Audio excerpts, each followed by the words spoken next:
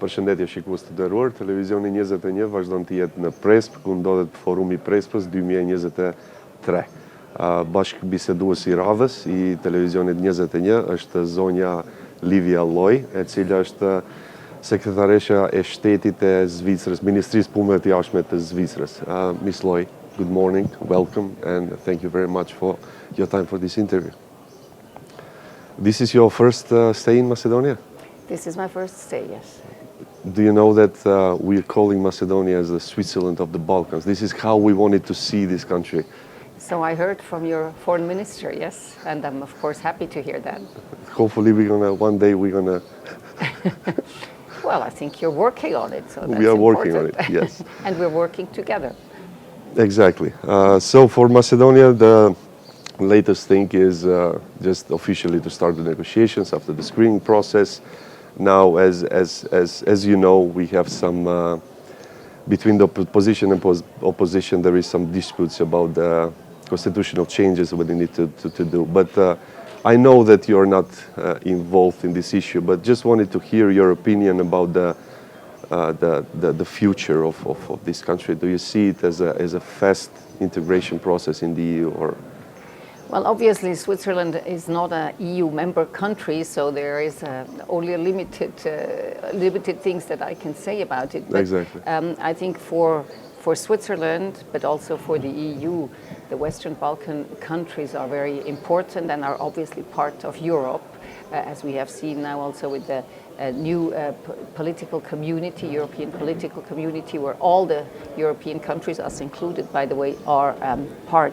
So I think moving closer together is certainly important, but we can always see that these processes with the EU take their time, obviously. Yes, from your experience, but okay, you have a different kind of negotiations with the EU.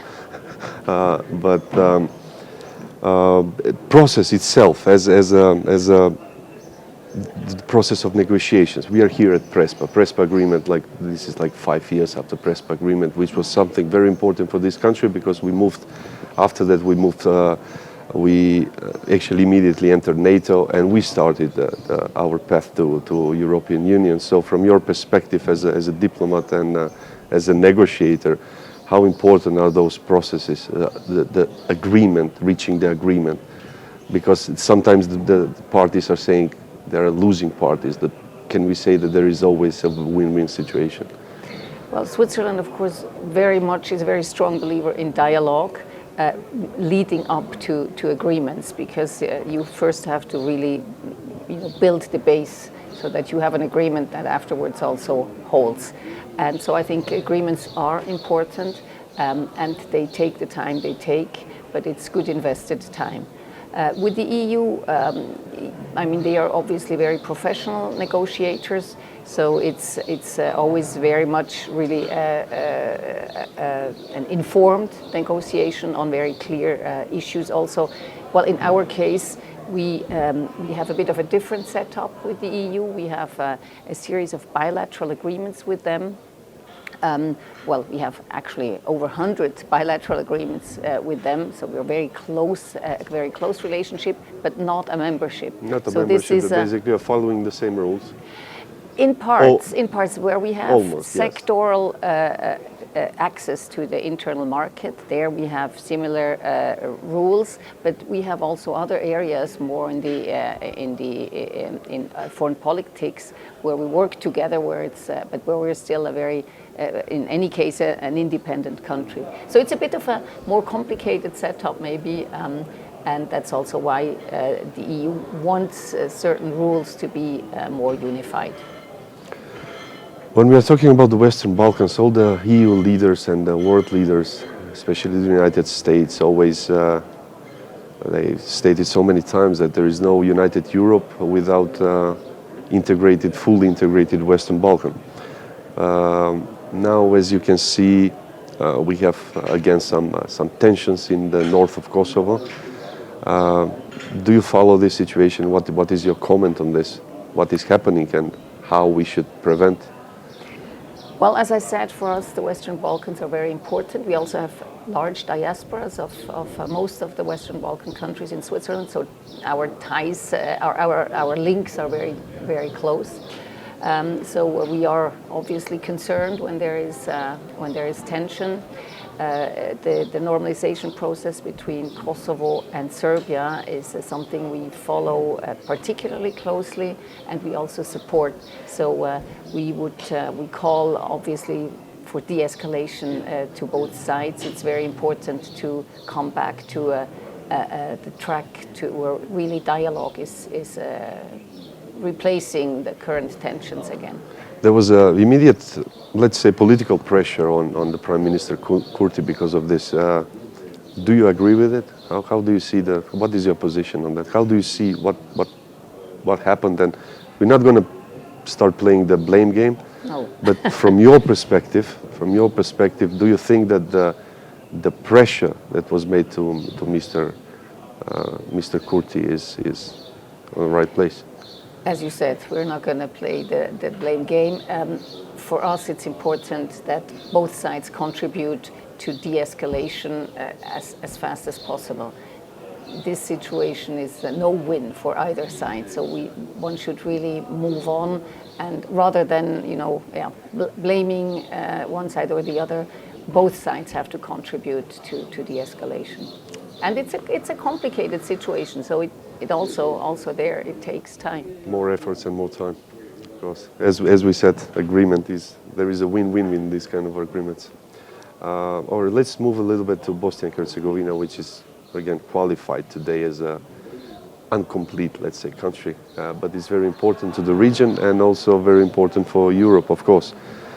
But as you know, there are some disputes between the politicians and the entities over there, especially with Mr. Dodik, who he claimed that he's neutral in this Russian aggression against Ukraine, but realistically, he made some moves that are against the EU policy and the leaders of the Western world. What is your comment and do you think that incidents similar to what happened in the north of Kosovo now can happen in Bosnia and Herzegovina as well? Well, I certainly do not hope so, that tension will spread, and also there, de-escalation is always the thing to do. I mean, contribute to not escalate situations. I think, of course, in terms of the Russian aggression against Ukraine, Switzerland is a neutral country, but this has not this has not hindered us to take a very clear stance on condemning this aggression. Lastly, ma'am, I would like for the Macedonian public, I would like for you to share your experience, which is very interesting. From 2009 until 2013, you were assigned as ambassador to Iran, which made you the first woman from Europe. How was it? What was the challenge? Well, the challenge for all Swiss ambassadors to Iran is, first of all, we are not only ambassadors of Switzerland, but we also represent U.S. interests in Iran. Because the US and Iran have broken off their diplomatic ties after the Islamic Revolution and the seizure of the US embassy in Tehran for over a year. And ever since, Switzerland has been representing US interests. So our position is a bit more visible in a situation, in a country like this, obviously. My experience was, well, it's difficult, obviously, to have such a position, but it was also, as a woman, absolutely no problem to fulfill such a function. Oh, so you didn't have any special challenges because of the woman? I mean, the political challenge, yes, I understand that. Well, as diplomats, we always, wherever we go, we have to respect the legal system of the country of residence. So obviously for women in Iran, it's a legal obligation to wear a headscarf in public places. That is something very much disputed in the West often. So this is certainly a topic that I was confronted with, but less in Iran than back home, where people said, why do do this, but there is no choice. It's a legal obligation. It's not just a choice by the women, whether they want. In some countries it's like that it's a choice, but in Iran it's a legal obligation. So, But good experience anyway. yeah, When absolutely. you compare that was better, or the position that you hold And currently? no, but what's interesting is, with this discussion on the headscarf, actually, in Iran, the women came up to me and said, it's good to have a woman in such a position. It shows, that women can fulfill such Very positions. interesting. So it was not at all a criticism or to have taken that. What's more interesting? Hard to say. That's the advantage of a diplomatic career. You have different positions all along your career, and each one is great and has In a way. in its own way. way. Yeah. Ma'am, thank you very much for today's interview. Thank you.